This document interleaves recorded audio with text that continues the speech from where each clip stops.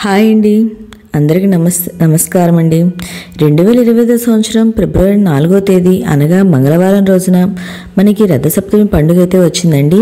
ఈ రోజున సూర్యభగవానికి పూజ ఎలా చేసుకోవాలి, ఉదయం రథసప్తమి స్నానం నుంచి రథసప్తమి పూజ వరకు అంటే సమర్పించవలసిన నైవేద్యాలు, పాటించవలసిన నియమాలు ఏంటి అని అన్ని విషయాలు నేను ఈ వీడియోలో తెలియజేస్తానండి. ఈ వీడియోని ఎక్కడ స్కిప్ చేయకుండా చివరి దాకా చూడండి, పూర్తి ఇన్ఫర్మేషన్ అయితే ఉంటుంది. మాఘశుద్ధ సప్తమిని సూర్య భగవానుడు పుట్టిన తిథి. సకల జగత్తుకి వెలుగునిచ్చే సూర్యుడు రథాన్ని ఎక్కి తన దిశానిర్దేశాన్ని మార్చుకునే రోజు. అలాంటి సమయంలో మనం చేయవలసినవి కొన్ని పనులైతే చేయడం వల్ల ఆరోగ్యం వృద్ధి చెందుతుంది. అంతేకాకుండా దీర్ఘకాలిక వ్యాధుల నుండి కూడా ఉపశమనం అనేది లభిస్తుందండి మన శాస్త్రాలు చెప్తున్నాయి. ఈ రోజున సూర్యభగవాన్ని ఆరాధిస్తే సమస్త సౌఖ్యాలు, అలానే పూర్తి చక్రవర్తిత్వము, అలాగే పూర్తి ఆరోగ్యవంతులుగా ఉంటామండి. అయితే ముఖ్యంగా మనం కొన్ని రథసప్తమి పండుగ రోజు కొన్ని నియమాలు అయితే పాటించాలండి. మొదటి నియమం ఏమిటంటే రథసప్తమి రోజున ఉదయాన్నే సప్తమి స్నానం అనేది చేయాలండి. ఈ రథసప్తమి స్నానం అంటే 7 జిల్లెడాకులు తెచ్చుకొని మరియు రేగి పళ్ళను తెచ్చుకొని తలపైన భుజాల మీద పెట్టుకొని తలస్నానం అనేది చేయాలండి. మగవారైతే 7 జిల్లెడాకులు, ఆడవారైతే 7 చిక్కుడాకులు అనేది తెచ్చుకొని స్నానం అనేది ఆచరించాలి. ఈ స్నానం అనంతరం సూర్యునికి అర్ఘ్యం అనేది సమర్పించాలండి. సూర్యునికి అర్ఘ్యం అనేది చూపించాలండి. ఇవి రాగి చెంబులో కానీ లేదా దోసిట్లో కానీ నీటిని తీసుకొని నీటిని సూర్యుని చూస్తూ క్రిందికి అయితే వదలాలండి.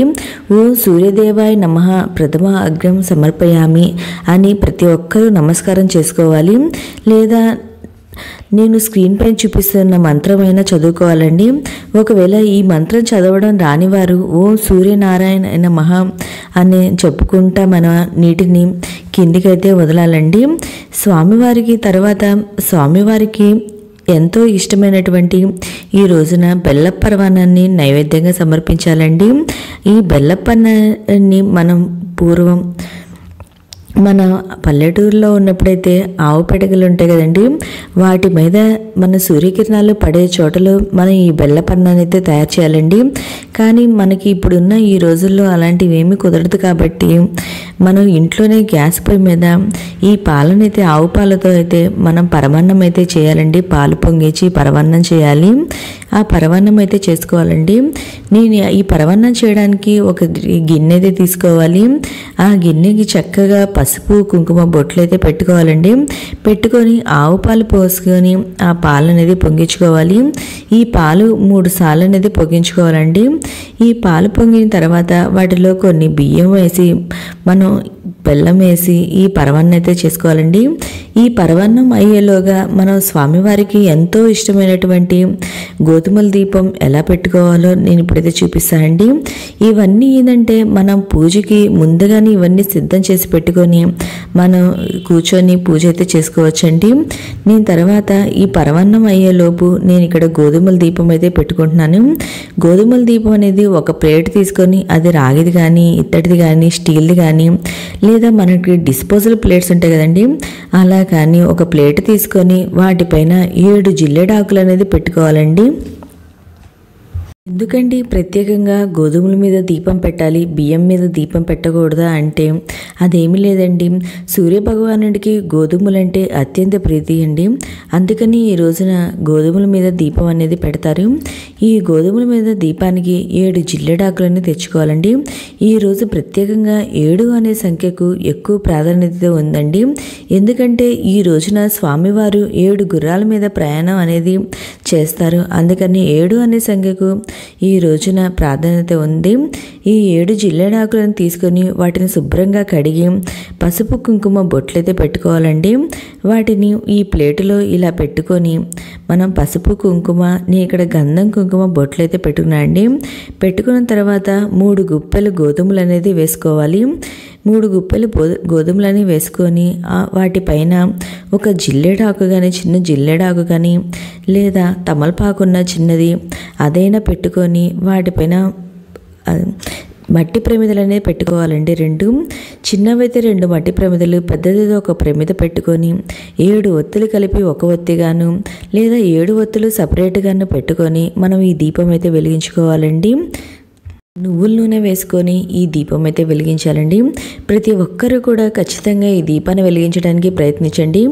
జిల్లేడు ఆకులు దొరకలేదు, దీపం ఎలా వెలిగించాలి అంటే, ఒకవేళ జిల్లేడు ఆకులు దొరకపోయినా తమలపాకుల మీదైనా గోధుమలు వేసుకొని వాటితో అయినా దీపం అయితే వెలిగించుకోండి. తర్వాత స్వామివారికి మనం చిక్కుడుకాయలతో రథం అయితే చేసుకుందామండి. ఎందుకంటే ఈ రోజున చాలామంది చిక్కుడుకాయలతో రథం అనేది చేసుకొని ఆ సూర్య భగవాన్ని ఆహ్వానం చేసుకొని ఈ పూజ అయితే చేసుకుంటారండి. నేను ఇప్పుడు ఈ చిక్కుడుకాయలకి 7 చిక్కుడుకాయలు దాన్ని తీసుకొని టూత్ పిక్స్ ఉంటాయి కదండి, అవి కానీ మనకి కొబ్బరి పుల్లలు ఉంటాయి కదండి, అవైనా తీసుకొని మనం ఈ చిక్కుడుకాయలతో రథం అనేది చేసుకోవాలండి. ఎందుకంటే ఈ చిక్కుడుకాయలని సాక్షాత్తు సూర్యభగవానుగా భావిస్తాం మనం. ఈ రోజున ప్రత్యేకంగా చిక్కుడుకాయలతో రథం అనేది చేసుకుంటారు. ఒకవేళ మీకు ఈ రథం చేసుకోలేని వాళ్ళు మనం సూర్యుని యంత్రం ఉంటుంది కదండి, ఇంటి బయట పెట్టుకుంటాము రాగి యంత్రం, అదైనా పెట్టుకొని పూజ అయితే చేసుకోవచ్చు. లేకపోయినా సూర్య భగవాన్ని ఫోటో ఉన్న అదైనా పెట్టుకొని మనం పూజ చేసుకోవచ్చండి.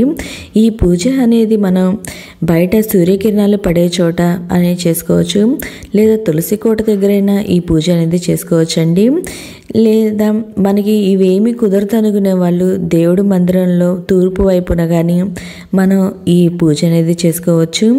మేము ఇవేమీ చేసుకోలేమనుకునే వాళ్ళు ఓన్లీ గోధుమల దీపం అన్న ఈరోజు వెలిగించుకోండి.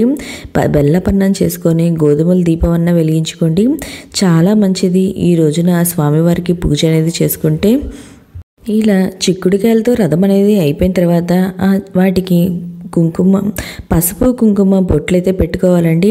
పెట్టుకున్న తర్వాత ఒక తమలపాకు మీద మన సూర్యుని గంధంతో సూర్యుని ఆకారం వేసుకొని మనం సూర్య భగవాన్ని ఆహ్వానం చేసుకొని ఈ పూజ అయితే చేసుకోవాలండి. నేను ఇలా చిక్కుడుకాయలతో రథం అనేది చేసుకున్నాను. నేను ఇక్కడ ఒక ముగ్గులా ఈరోజు ప్రతి ఒక్కరు ఇంటి బయట రథం ముగ్గు అనేది వేస్తారండి. లేదా మీరు ఎక్కడైతే పూజ చేయాలనుకుంటున్నారో ఆ ప్లేస్లో చక్కగా రథం ముగ్గు అనేది వేసుకోవాలి. ఫస్ట్ అష్టదళ పద్మం కానీ ముగ్గు కానీ రథం ముగ్గు కానీ వేసుకోవాలి. నేను ఇక్కడ అష్టదళ పద్మ ముగ్గు వేసుకొని ఒక పీఠాన్ని అయితే ఏర్పాటు చేసుకున్నాను అండి.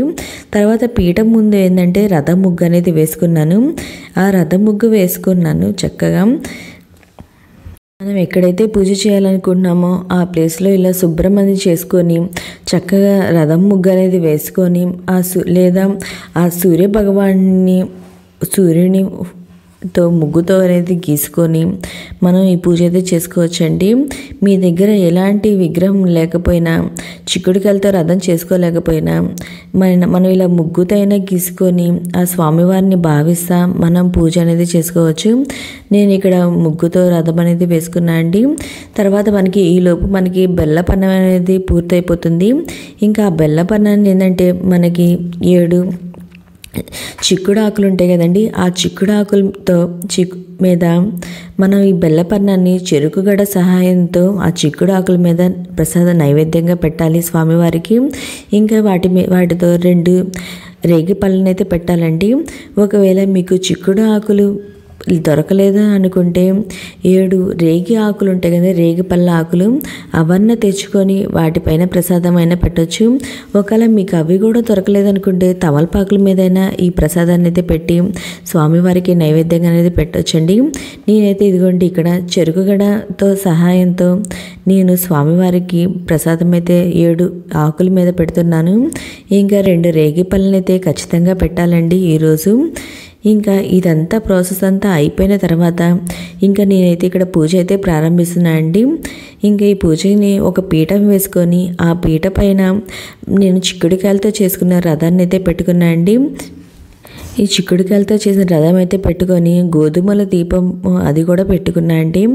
పెట్టుకొని మనం చక్కగా పూలతో స్వామివారిని అలంకరించుకోవాలని, అలంకరించుకున్న తర్వాత దీపారాధన అనేది చేసి ముందుగా ఆదిదేవుడైన గణపతికి పూజ అనేది చేసుకోవాలండి. ఎందుకంటే మనం చేసే పనిలో ఎటువంటి ఆటంకాలు ఉండకూడదని ముందుగా గణపతికి పూజ చేసుకోవాలండి. గణపతికి ధూపం, దీపం, నైవేద్యం అనేది సమర్పించాలి. నేను ఇక్కడ నైవేద్యంగా బెల్లాన్ని అయితే సమర్పించాలండి. ఈ పూజ అంతా మామూలుగా అయితే సూర్య కిరణాలు ఎక్కడ పడతాయో మనం ఇంటి బయట ఆ ప్లేస్లో అయితే చేసుకోవాలి.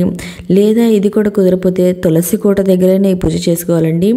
ఇవేమీ లేవు కుదరదు అనుకునే వాళ్ళు మన ఇంట్లో తూర్పు దిశలో అయినా మనం ఈ పూజ అయితే చేసుకోవచ్చండి. ఇవన్నీ హంగులు ఆర్భాటాలు ఏమీ లేకపోయినా ఉట్టి ఈరోజు రథసప్తమి స్నానం చేసి సూర్యునికి అర్ఘ్యం సమర్పించిన మనకి చాలా మంచిదండి. మనకున్న అన్ని ఇబ్బందులు, బాధలు అన్నీ పోతాయి. ఆ స్వామివారికి పూజ అనేది చేసుకుంటే ఆరోగ్యం అనేది చాలా బాగుంటుంది. ఇలా గణపతికి పూజ అయిపోయిన తర్వాత మనం సూర్య భగవానికి పూజ అనేది చేసుకోవాలండి.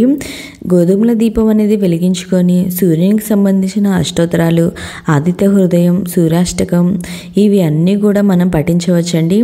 ఇలా పూజ అంతా చేసుకున్న నైవేద్యం అనేది సమర్పించాలి. ఇలా నైవేద్యం కూడా సమర్పించిన తర్వాత స్వామివారికి కొబ్బరికాయను సమర్పించి కర్పూర హారతిని ఇవ్వాలండి. ఇలా మన రథసప్తమి పూజను అయితే చేసుకోవాలండి. ఇది అంతా చేసుకోలేము అనుకునే వాళ్ళు కూడా ఓన్లీ గోధుమల దీపం వెలిగించుకొని ఇంకా బెల్లం పరమాన్నం చేసుకొని సరిపోద్దండి.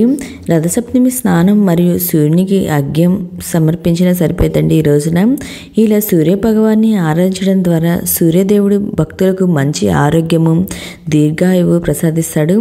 ఇంకా ఆదాయపరంగా మంచి ప్రయోజనాలతో చేకూరుతాయండి. ఇంకా ఈ పూజకు సంబంధించిన ఏమన్నా సందేహాలు మీకు ఏమన్నా ఉంటే నా కామెంట్ బాక్స్లో కామెంట్ పెట్టండి. ప్రతి ఒక్కరికి రిప్లై అనేది ఇస్తాను. నేను ఈ విధంగా నా రథసప్తమి పూజను అయితే చేసుకున్నాను అండి. ఇంకా నా దగ్గర కొంచెం బెల్లపన్నం ఉంటే ఆ గిన్నె కూడా పూజలో పెట్టుకున్నాను. స్వామివారికి విడిగా కొంచెం రేగి పళ్ళను అయితే ప్రసాదంగా పెట్టుకున్నాను. నేను ఇలాగా నా రథసప్తమి పూజ అయితే చేసుకున్నాను. ఇలా షోడోపచారాలతో మనం పూజ అయితే చేసుకోవచ్చండి. ఇంకా ప్రసాదాలు అన్నీ పెట్టుకొని పూజ అయితే పూర్తి చేసుకున్నాను. మీకు ఇంకా ఏమైనా సందేహాలు ఉంటే నా కామెంట్ బాక్స్లో పెట్టండి. ప్రతి ఒక్కరికి నేను రిప్లై అనేది ఇస్తాను. మీకు ఈ వీడియో నచ్చినట్లయితే లైక్ చేయండి, మీ ఫ్రెండ్స్ అండ్ ఫ్యామిలీ మెంబర్కి షేర్ చేయండి. ప్లీజ్ సబ్స్క్రైబ్ చేసుకోండి మన ఛానల్ని. చాలామంది సబ్స్క్రైబ్ చేసుకోకుండా వీడియోస్ చూస్తున్నారు. ప్లీజ్ సబ్స్క్రైబ్ చేసుకోండి. ఓకే అండి, థ్యాంక్ యూ ఫర్ వాచింగ్.